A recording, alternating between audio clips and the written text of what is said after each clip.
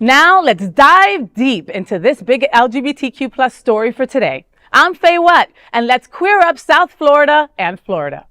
Community outrage over Delray Beach Pride intersection vandal plea deal.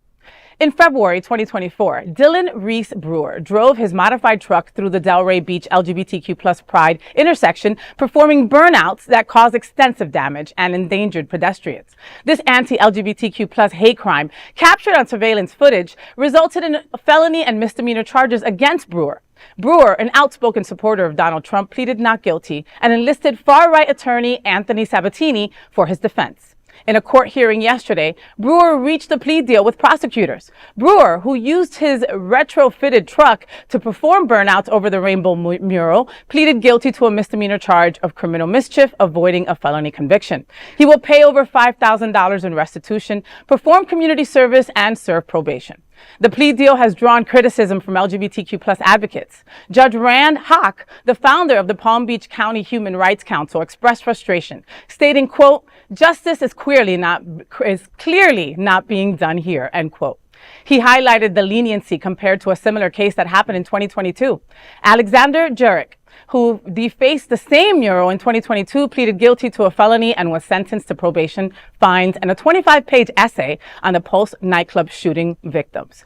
This freaking sucks, okay? This is two times that two different people have vandalized that intersection and have gotten basically off scot-free.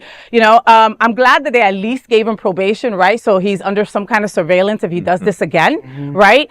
But it's not enough. It really isn't.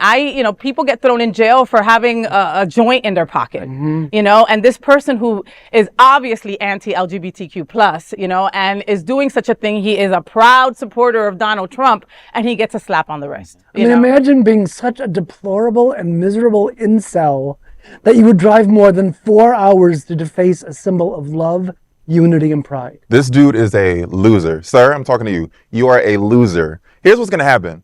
Nobody's going to remember what you did. Nobody's going to remember the situation. But you did just lose out on $5,000 for pulling a stunt that nobody cares about. This not going to scare us. We've been through worse shit. We've undergone worse shit. We will be enduring worse shit. This ain't shit, sir. So you are a big incel loser that wasted gas, time, and money. And now you have a record for doing some dumb shit.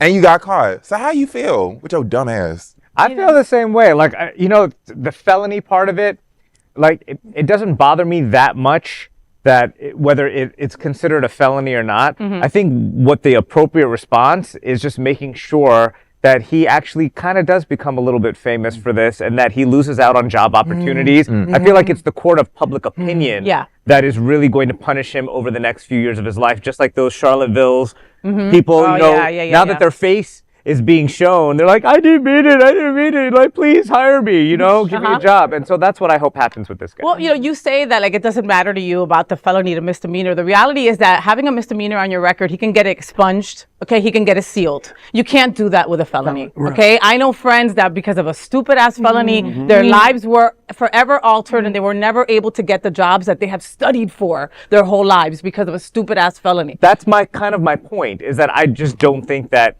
in those cases that should have happened either. So I just, I'm a little more on the side of, like, let's not punish people for life for certain things. Like, nobody's life was taken, but he is a complete asshole.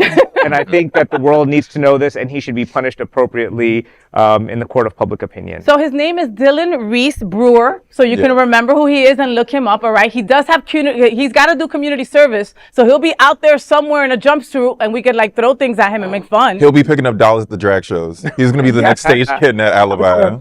Imagine if that was community service. Can you imagine? You have to be the stage kitten. And then you got to clean all our tucking underwear. Girl. Yeah, I got a job for you, That's bitch. Community service. I got a job for you, bitch. Wow. Wash my wigs, ho. Wow. Well, that is a big LGBTQ plus story for today. There is no other queer nonprofit media platform like this in the entire world. Support our LGBTQ plus stories by subscribing and sharing Queer News Tonight.